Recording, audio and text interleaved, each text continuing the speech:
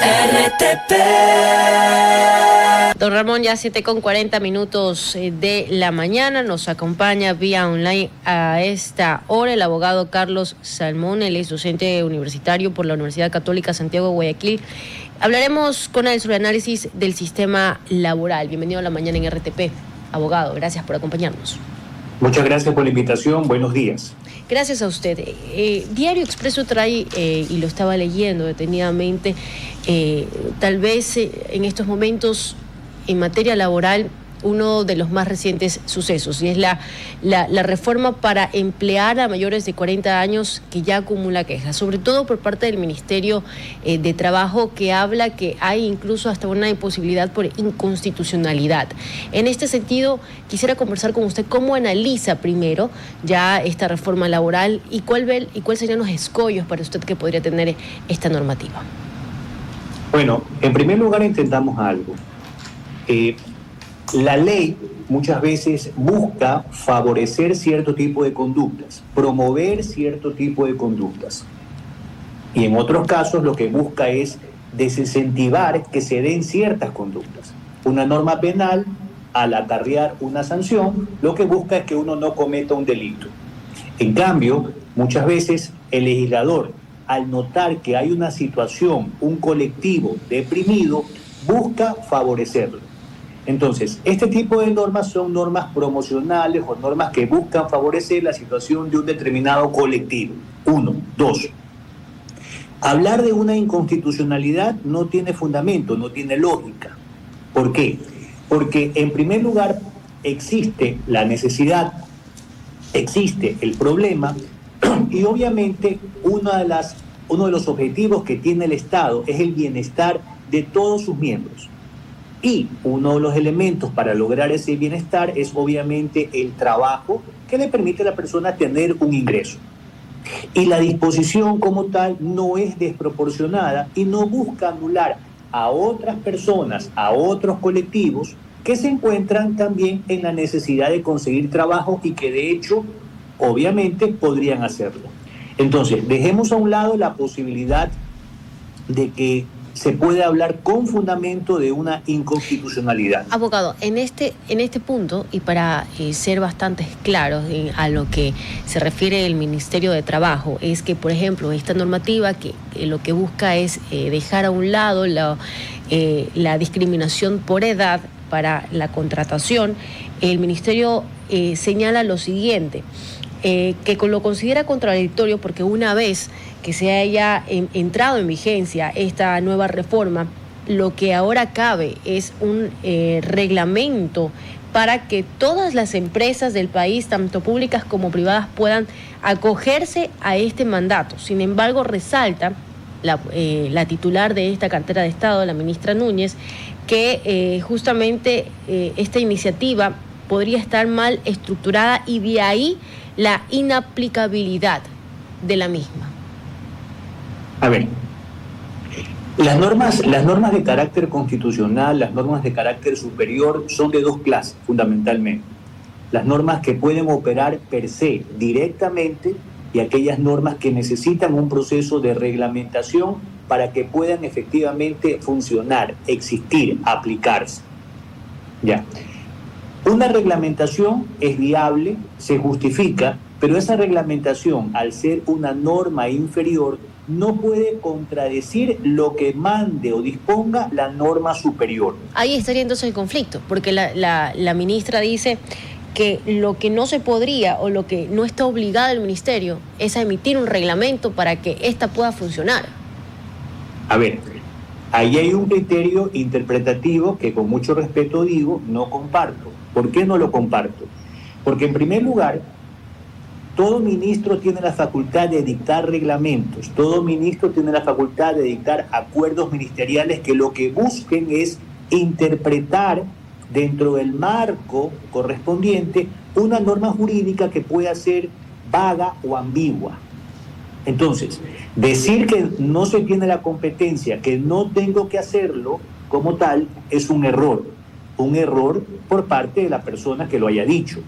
Más aún, los que aplican la norma, es decir, los empleadores, los trabajadores, las autoridades y demás, deben de tener el criterio del organismo público competente que se encarga, obviamente, de hacer cumplir esa norma.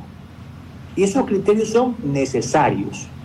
Entonces, decir, no tengo que hacerlo, no lo voy a hacer, no lo puedo hacer, es en mi concepto algo equivocado. Valga la pena que se repiense este asunto en bien de la ciudadanía y en bien de los trabajadores y de ese colectivo que efectivamente lo necesita. Quiero decirle algo, este tema no es nuevo, nuevo es aquí, pero es sumamente viejo en otros países.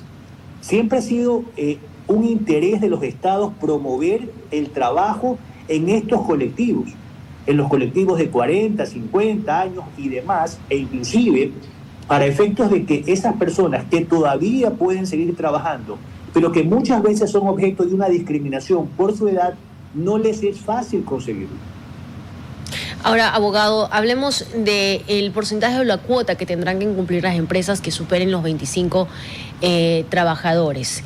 Se habla de que las empresas que pasen de esta cifra de empleados, pues tendrán que tener un 1% de trabajadores mayores de 40 años. En este sentido, ¿cuál sería la dinámica o cuál usted podría ver ahí tal vez una dificultad? Porque hay muchas veces que se habla desde el lado empresarial de que eso va a limitar tal vez, imagínese, algún tipo de contratación o ven dificultades para contratar porque la capacidad incluso a veces que necesitan, por ejemplo, en camaroneras es para gente que tenga la capacidad para hacer o que pueda aguantar, por ejemplo, largas jornadas de trabajo.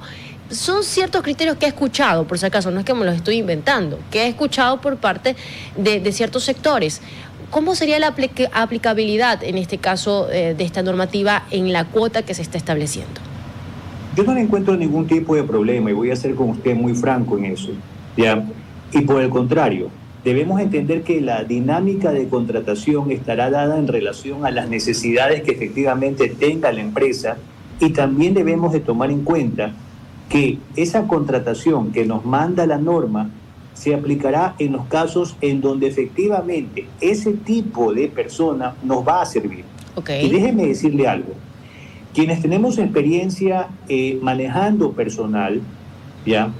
Yo por 20 años trabajé en una institución en donde tuve a mi cargo 120 personas. Caramba, le puedo decir que aquellas personas que tienen una determinada edad, 40, 50 y más, son las personas, en primer lugar, más cumplidoras, más responsables, que nunca faltan al trabajo, que no llegan tarde, etc. Existirán ciertas labores que efectivamente pueden ser muy pesadas para las personas mayores, o como dicen en algunos países, las personas que son grandes, ¿ya? Pero otras actividades pueden ser ejecutadas plenamente por ellos. Entonces, encontrar óbices en relación a la edad no tiene nada que ver. Encontrar dificultades en relación a su fuerza tampoco, ¿ya?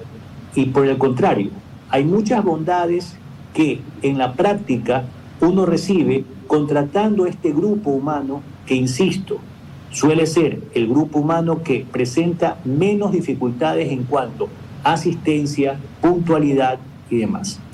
Abogado, hablemos de otros pendientes desde el Ministerio de Trabajo y esto es pues una promesa de larga data, que son las reformas laborales. Hoy en estos momentos tenemos una reforma laboral, pero no es una normativa en firme, no es parte de una normativa de Estado y vivimos en reforma en reforma. ¿Cómo cambiar esta normativa laboral que todavía tiene al interior de su texto la palabra jornalero? Más allá si se utilice o no, no hay una actualización a lo que voy de esta normativa y las nuevas modalidades de empleo. Mire, intentamos algo. El Código del Trabajo es una de las normas más fundamentales que existe en un país y es una de las normas más políticas que puede haber. Totalmente. Yo dudo mucho que pueda haber una reforma integral, un nuevo Código del Trabajo. Yo lo que considero, y en diversas instancias lo he dicho, es que aprovechando el momento político en el que se encuentra el gobierno, esa mayoría que tiene en la Asamblea, es el momento de enviar un proyecto de reforma parcial del Código a manera de ley económica urgente, en donde se ubique 10 temas puntuales, ¿ya? Y se busque cambiar de a poco, efectivamente, líneas fundamentales en materia, obviamente, de contratación, en materia salarial, en materia de jornadas, en materia de modalidades de trabajo, en temas de terminación, en temas de riesgos, en tema de prescripción, en tema de procedimientos. Entonces, pensar en una reforma global del código, pensar en tener un nuevo código del trabajo, es algo que va obviamente a movilizar a todo el mundo, a todas las huestes políticas, a todos los grupos, y por el contrario, si nosotros pensamos que esa es la vía, vamos a quedar paralizados. Considero que el proceso de cambio tiene que ser ubicar una reforma parcial en donde se establezcan 10 puntos fundamentales y avanzar con eso. ¿10 puntos como cuáles, abogado? Mire, en primer lugar necesitamos más modalidades de trabajo. En segundo lugar necesitamos una flexibilidad mayor en el tema de las jornadas. En tercer lugar tenemos que actualizar las causales para poder dar por terminada la relación laboral. Una de esas, por ejemplo, es el visto bueno. Yo no soy una persona que considere que esa institución vale la pena que continúe en la normativa laboral del país. Es una institución ineficiente, antieconómica, que lamentablemente perjudica tanto a los trabajadores como a los empleadores y, por último, al mismo Estado, porque encarece los procesos laborales como tal. Sigamos. En temas de modalidad de empleo, abogado, ¿cómo tratar este tema?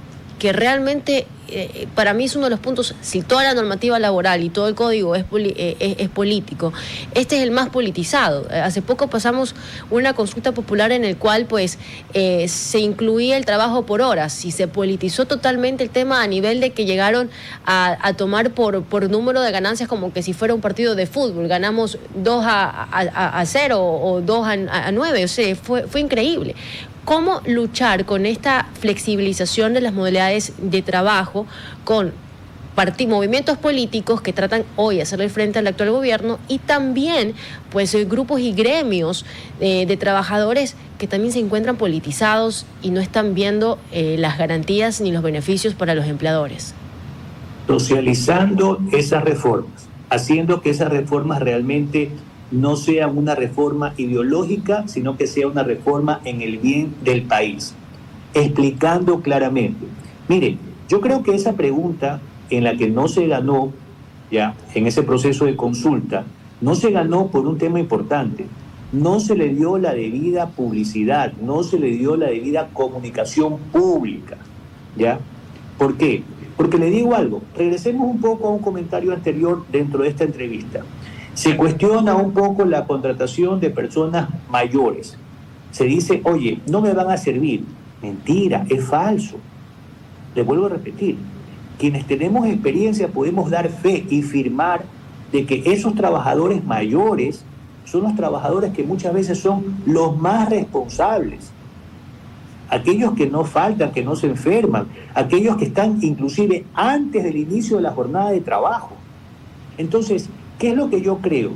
Todo este proceso de reforma es un proceso de reforma que sea integral. El establecer una nueva modalidad de trabajo es abrir la posibilidad a que cierta actividad objetiva, real, que se encuentra en la sociedad, tenga la debida regulación y protección por parte del Estado y que además se ajuste a cánones objetivos de justicia y que se resuelva adecuadamente. Un tema en el que nadie le pone atención es el tema de los riesgos del trabajo. ¿Y quién es el principal beneficiado en que se regule de manera adecuada y moderna esto? El trabajador. Pero aquí solamente se apunta por parte de los grupos de izquierda en el tema de modalidades, cuando es un error, en el tema de estabilidad y en el tema de terminación. Pero no se le pone atención a situaciones como riesgos del trabajo, no se le pone atención tampoco al tema del procedimiento laboral, no se le pone tampoco atención al tema de situaciones como prescripción de acciones, etcétera. Y esto solamente es en el ámbito del Código del Trabajo, es decir, del empleo privado. No se diga lo que sucede en el ámbito público, el empleo público regulado en la Ley Orgánica del Servicio Público. Entonces, tenemos la oportunidad, tenemos aparte de eso una ministra dinámica, activa, que desde la primera administración del presidente Noboa ha mostrado públicamente ese dinamismo. Hay la coyuntura política, avancemos, tomemos esta oportunidad que hoy por hoy existe, ¿ya? Y logremos que efectivamente esta ley que es estructural, que es fundamental, mejore, cambie. Gracias, abogado, por habernos acompañado en la mañana en RTP con su criterio, muy amable. Gracias a ustedes por la invitación. Tengan un buen día. Buen día para usted. RTP.